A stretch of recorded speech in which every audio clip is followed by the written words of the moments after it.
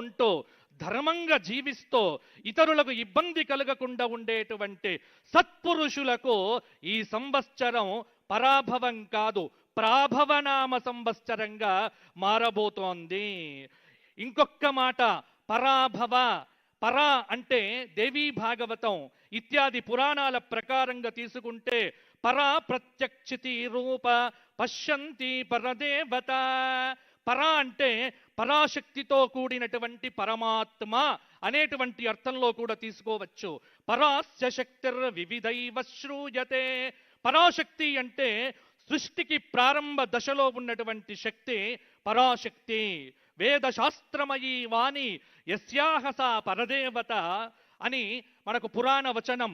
వేదశాస్త్రమైన వాక్కులు ఎవరి యందు అయితే ప్రాభవిస్తాయో ఆవిడే పరదేవత. ఆ పరదేవత ఎవరు మనకు? మన తెలంగాణ తల్లే మనకు పరదేవత. అందుకే ఈ సంవత్సరం ఒక పద్యం నాకు చూడగానే అనిపించింది. తెలంగాణ తల్లి దీవనల్ వెళ్ళి విరయగా, తెలంగాణ తల్లి దీవనల్ వెళ్ళి విరయగా, పరాభవమున రేవంతుని ప్రగతి పతాకం ఎగురగా, సిరి సంపదలతో నిండాలి నీ కోటి హృదయాలో, నిత్య కళ్యాణమై వెలగాలి మన తెలంగాణ ప్రజల ఊపిరిలు. ఇది తెలంగాణ మీద రాసుకున్నటువంటిది. ఆ తెలంగాణ తల్లి పరాశక్తి దీవెనలు వెళ్ళి విరిస్తే అద్భుతమైనటువంటి ఏకఛత్రాధిపత్యంతో పరిపాలన కావించటానికి ఆ శక్తిని మా ముఖ్యమంత్రి మాన్యులు శ్రీ గౌరవనీయులైన రేవంత్ రెడ్డి గారికి ఆ తల్లి ఇవ్వగా ప్రగతి పతాకం అనేటువంటిది ఎగిసిపడి ఈ సంవత్సరం నా తెలంగాణ కోటి రతనాల వీణ సిరి సంపదలతో పాడి పంటలతో భాగ్యముతో వృద్ధి పొందుగాక అని ఆ పరాశక్తిని ప్రార్థన చేస్తూ, ఆమె ఎక్కడ ఉంటుంది అంటే అయ్యవారున్న చోట ఉంటుంది. కాబట్టే ఈ సంవత్సరానికి అధిష్టాత ఎవరు అంటే పరా ప్లస్ భవః, భవుడు శంకరుడు సాంబ సదాశివ పరంధాముడు. ఈ సంవత్సరానికి అధిష్టాత మంచి గుర్రములచే ఉన్న రథంలో 4 భుజములతో అభయ వరద హస్తములతో పరశువుతో అగ్నిశిఖతో వరుణ వాయుదేవులతో లోకహితమై చర్చలు చేసేటువంటి నర్యాపసహ అనే పేరు కలిగినటువంటి అగ్నిస్వరూప రుద్ర శంకరుడే ఈ సంవత్సరానికి అధిష్టాత. ఆ రుద్రుడు శివుడై ఈ తెలంగాణ ప్రజలందరినీ కాపాడుగాక వేములవాడ రాజరాజేశ్వరుడై. ఈ పరాభవ నామ సంవత్సరం 384 రోజులతో 13 మాసములతో విరాజిల్లుతున్నది. మొత్తం 13 మాసములు 384 రోజులు. మరి సంవత్సర ఫలితం ఏమిటి? ఇంత చెప్పారు కానీ అంటే ఇది లాజిక్కులతో చూడకండి, మ్యాజిక్కులతో ఆలోచించకండి, ఇదే హేతుబద్ధంగా మీరు ఎప్పుడు కూడా హేతువులతో చూడకండి. విశ్వాసంతో, విధేయంతో, నమ్మకంతో సనాతన ధర్మాన్ని ఎవరైతే అనుష్ఠిస్తారో వారికి పంచాంగం అనేటువంటిది ఖచ్చితంగా ఫలించి తీరుతుంది. నమ్మని వాడు ఎప్పుడు పంచాంగం చూడాల్సిన పని లేదు. పరాభవాబ్దే రాజానః ప్రాప్నువంతి పరాభవం భవంతి క్షుద్రధాన్యాని ప్రభూతాని సువృష్టయః. ఇది ఈ సంవత్సర ఫలిత శ్లోకం. అంటే ఒక్కటి మాత్రం కనిపిస్తూ ఉన్నది. ఏమిటి అంటే పరాభవనామ సంవత్సరంలో ఆధిపత్యం కోసం పోరాటాలు జరుగుతాయి. ఏ ఆధిపత్యం? ఇంట్లో భార్యాభర్తల మధ్య ఆధిపత్యం, లేకపోతే పరిపాలనలో రాజుకు మంత్రులకు మధ్య ఆధిపత్యం. ఇలా చాలా చోట్ల ఆధిపత్యాన్ని కోరుకునేటువంటి మనుషులు ఎక్కువైతారు. కానీ ధర్మంగా ఉన్నటువంటి వాడు ఖచ్చితంగా నిలబడి విజయాన్ని సాధించగలుగుతాడు. ఎవరు పరాభవించబడతారో అంటే అసహనం కలిగినటువంటి వాడికి పరాభవం తప్పదు. ఈ సంవత్సరం క్షుద్రధాన్యములు ఫలిస్తాయి. ఇంకొక మాట, ఈ సంవత్సరం వర్షాలకు తిరుగులేదు. నైరుతి ఋతుపవనములు బ్రహ్మాండంగా వచ్చేస్తున్నాయి. ఈ సంవత్సరం తెలంగాణలో ఎక్కడ చూసినా అద్భుతమైనటువంటి ఆ గంగమ్మ యొక్క, గోదావరి తల్లి యొక్క ప్రాభవ వైభవ ప్రవాహములన్నీ కూడా నా తెలంగాణను వ్యవసాయ తల్లిగా మార్చి అందరికీ కడుపు నిండా అన్నం పెట్టి రైతులందరికీ ఆనందాన్ని పంచేటువంటి సంవత్సరంగా ఈ సంవత్సరం మనకు వచ్చింది. కాబట్టి చింతవద్దు, చికాకు వద్దు, కలిసి కట్టుగా పనిచేస్తే విజయం అనేటువంటిది ముంగిటనే ఉంటుంది. మనలో మనం పోట్లాడితే కుటుంబం పాడైపోతుంది. కాబట్టి అందరూ కూడా సమిష్టిగా, చైతన్యవంతంగా, ఒకే మాట, ఒకే సిద్ధాంతం, ఒకే విజయం, అదే ఈ పరాభవ నామ సంవత్సరం. ఈరోజు గురువారం నాడు వచ్చింది కాబట్టి రాజు గురువయ్యాడు, మంత్రి కుజుడయ్యాడు, సేనాపతి చంద్రుడయ్యాడు, సస్యాధిపతి శుక్రుడయ్యాడు, ధాన్యాధిపతి బుధుడయ్యాడు, అర్ఘాధిపతి రవి అయ్యాడు, మేఘాధిపతి చంద్రుడయ్యాడు, రసాధిపతి రవి అయ్యాడు, నీరసాధిపతి శుక్రుడయ్యాడు. మొత్తం 9 మంది నాయకులు మనకు పరిపాలన చేస్తున్నారు.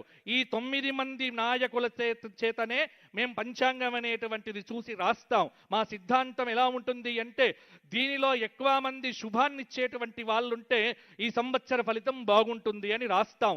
ఇది సిద్ధాంతంలో ఉండేటువంటి రహస్యం. అందుకే ఈ సంవత్సరం 7 శుభాధిపత్యం వచ్చింది. గ్రహముల్లో 2 పాపులకు పాపాధిపత్యం వచ్చింది. అంటే అర్థమేమిటి? శుభాధిక్యత ఎక్కువ, పాపాధిక్యత తక్కువ పరాభవ నామ సంవత్సరంలో. 21 మంది ఉపనాయకులలో 16 మందికి శుభ ఆధిపత్యం వచ్చింది. ఇంకొక గొప్ప విశేషం ఏంటంటే, ఈ సంవత్సరం మనకు పరాభవ శ్రీరస్తు విజయస్తు శుభమస్తు ప్రజలకు పరాభవయేట ప్రబల జయము. తెలంగాణ మాగాన సిరి సంపదలతోడ తలతలలాడగా ధన్యమవగా పాలనా దక్షత పరగు రేవంతుని కమ్మని దీవనల్ కలుగవలయు. బాచంపల్లి తనదు భక్తి పూర్వకముగా ఇచ్చు ఆశీస్సులు హెచ్చవలయు. తొలగిపోవాలి ఆపదల్ తొందరగా కలుగవలె శాంతి సౌఖ్యముల్ క్రమముగా. ధర్మ మార్గమున ధాత్రి వెలుగా అందరికి గలుగుగావుత అక్షయముగా. ఈ సంవత్సరం గురువు రాజయ్యాడు అంటే మంచి ధార్మికుడైనటువంటి వాడికి రాజ్యాధిపత్యం వచ్చింది. భయపడాల్సినటువంటి పని లేదు. నేనేమైనా మంచిదే కానీ నా ప్రజలు బాగుండాలి అనేటువంటి తపన రాజుల యందు పరిఢవిల్లుతుంది.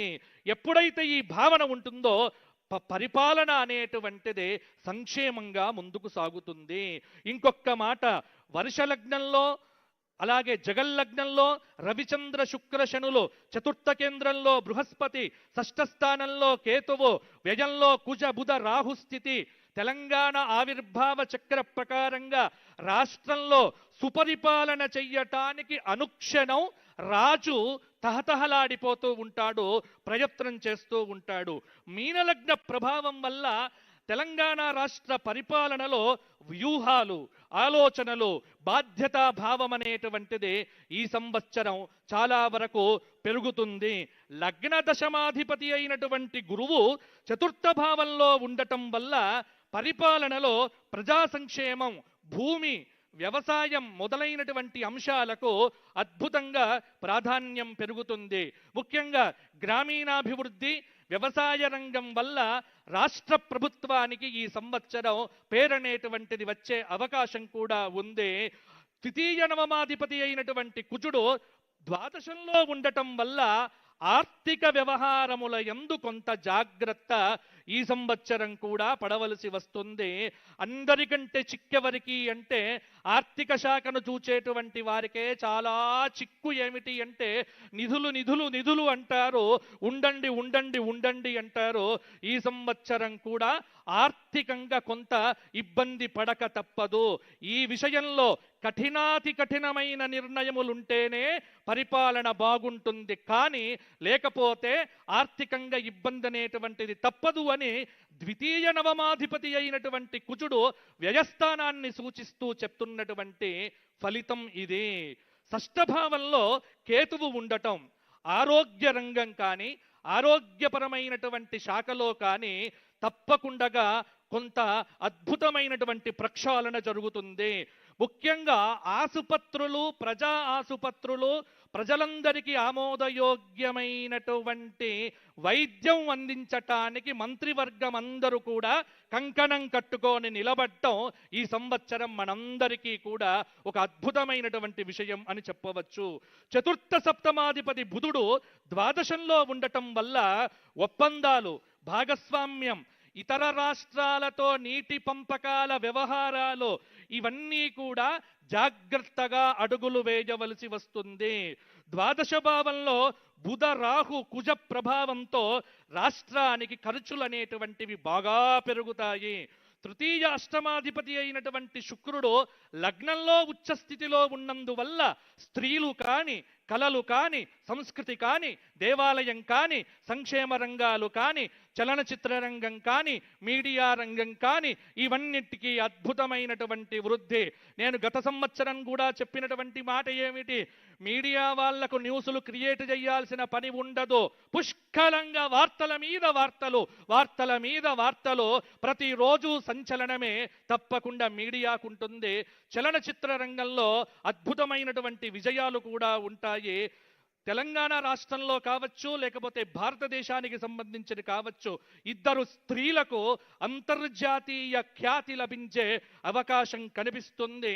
ఉన్నత పదవుల్లోనైనా, ఇంట్లోనైనా, ఎక్కడైనా, ఎలాగైనా, ఏమైనా స్త్రీలకు సంబంధించిన ఆధిపత్యం సుస్పష్టంగా పెరిగే అవకాశం కలుగుతోంది.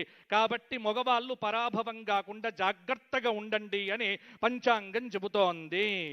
ఇక సప్తమ దశమాధిపతి గురువు లగ్నంలో ఉండటం తెలుగు రాష్ట్రాలకు చక్కటి ఒక ప్రేమతత్వంతో, ఒక ఒడంబడికతో పరిపాలన అనేటువంటిది చేయటానికి కేంద్ర ప్రభుత్వం దగ్గర నుంచి పోరాటం చేసి నిధులు సాధించేటువంటి అవకాశం కనిపిస్తూ ఉన్నది. ముఖ్యంగా భాగ్యంలో చంద్రరాహు సంయోగం, న్యాయస్థానాల యొక్క జోక్యం పరిపాలనలో విపరీతమవుతాయి. ఈ సంవత్సరం కూడా భారతదేశం మొత్తం మీద కొన్ని చట్టాల మీద బహిరంగ చర్చలనేటువంటివి, దానికి న్యాయస్థానాల యొక్క వత్తాసు కానీ ఈ సంవత్సరం మనం విరివిగా చూస్తాము. ముఖ్యంగా అంతర్జాతీయ న్యాయవేదిక పైన భారతదేశం అనేటువంటిది తిరుగులేని ముద్రను సాధించబోతున్న సంవత్సరం. భారతదేశము ఇతర దేశాలకు పరాభవం చేసే సంవత్సరమే ఈ పరాభవ నామ సంవత్సరము. అది స్పష్టంగా ఉంది. అయితే ఈ సంవత్సరం ఎవరు జాగ్రత్తగా ఉండాలి అంటే, భాగవతంలో దశమస్కంధంలో ఒక శ్లోకముందు ఏమిటి? యదా దేవేషు వేదేషు గోషు విప్రేషు సాధుషు ధర్మే మయిచ విద్వేషః సవా ఆశు వినశ్యతి. శుద్ధ సాధులందు, సురలందు, శృతులందు, గోవులందు, విప్రకోటియందు, ధర్మ పదవియందు తగలినాయందు వాడెన్నడలుగు వాడె హింసనుందు. మంచివారిని తిట్టడము, అలాగే దేవతల నింద, వేదాన్ని నిందించడము, గోవులను నిందించడము, బ్రాహ్మణులను నిందించడము, ధర్మాన్ని నిందించడము, ఇవన్నీ కూడా ఎవరైతే చేస్తారో వాళ్లకు హింస తప్పదో, వాళ్లకు పరాభవం ఈ సంవత్సరం జరిగి తీరుతుంది అని పరాభవ నామ సంవత్సరం చెబుతోంది. అందుకే మౌనం మంచిది, ఎక్కువగా మాట్లాడొద్దు. మైకులు ఇచ్చినప్పటికీ కూడా ఎంత తక్కువ మాట్లాడి ఎక్కువ పనిచేసేటువంటి నాయకుడికి అందరూ కూడా దండలు వేసి పట్టం కడతారో అది ఈ సంవత్సరంలో మనం జాగ్రత్తగా చూడవచ్చు. కాబట్టి మౌనేన కలహన్నాస్తి. యూట్యూబుల్లో వ్యూస్ కోసమో దానికోసమో పిచ్చి పిచ్చి తమ్ములైన్లు పెట్టి సనాతన ధర్మాన్ని అన్నింటినీ కూడా ఇబ్బంది పెట్టేటువంటి వాళ్లకు పరాభవం తప్పదు. తృతీయాధిపతి రవి లాభంలో ఉచ్చస్థితిలో ఉండటం రాష్ట్రం బృందానికి బలమైన స్థిరమైన అనుకూలత అనేటువంటిది కలుగుతుంది. ఈ సంవత్సరం ఇక ఇంతసేపు చెప్పింది కాకుండా ఈ 2 నిమిషాలు ఒక్కసారి మీరు వినండి. ఇంతసేపు చెప్పినది ఒక ఎత్తు, ఇక ఇప్పుడు జాగ్రత్తగా ఉండవలసిన అంశముల గురించి నేను చెబుతా. ఇది నా స్వకీయ కల్పన కాదు, పంచాంగం చెబుతున్నది. ఈ సంవత్సరం దేశారిష్ట యోగాలు అధికంగా ఉన్నాయి, ఇబ్బందులు తప్పవు. ఏప్రిల్ 10 నుండి జూలై 4 వరకు కాలసర్ప యోగం, ప్రశాంతత తక్కువ. ఎవ్వరికి ఇంట్లో వీడికి ప్రశాంతత ఉండదు, అలాగే కలెక్టర్లకు ప్రశాంతంగా ఉండదు, పోలీసు డిపార్ట్మెంట్కు నిద్రనే ఉండదు. ప్రశాంతత అనేటువంటిది కల్తీ రంగాన్ని చూసేటువంటి వారికైతే అసలు వారు ఇంకా గట్టి ప్రయత్నం చెయ్యాలి. కల్తీలు రాజ్యమేలుతాయి. కల్తీ అనేటువంటిది ప్రతి చోట వస్తుంది. అది నివారించవలసిన బాధ్యత ఖచ్చితంగా ప్రభుత్వం మీద ఉంటుంది. ఇక ఈసారి ఎండలు 50 డిగ్రీలు అనేటువంటిది కామన్ థింగ్గా మారిపోతుంది. కాబట్టి విద్యుత్తు వినియోగం అనేటువంటిది రాష్ట్రానికి కొంత బాగా అవసరమయ్యేటువంటి నెలలో ఇప్పుడు రాబోయేటువంటి రోజులు కూడా. ఆగ్నేయ తూర్పు దేశాల్లో ఖచ్చితంగా భూకంపాలు కానీ మొదలైనవి రావచ్చు. నవంబర్ 10 నుండి సంవత్సరం చివరి వరకు సింహరాశిలో కుజస్తంభనం జరుగుతోంది. సెప్టెంబర్ 18 నుండి అక్టోబర్ 15 వరకు కర్కాటక రాశిలో కుజ గురువుల కలయిక జరుగుతోంది. అంటే ప్రాకృతిక ఉపద్రవం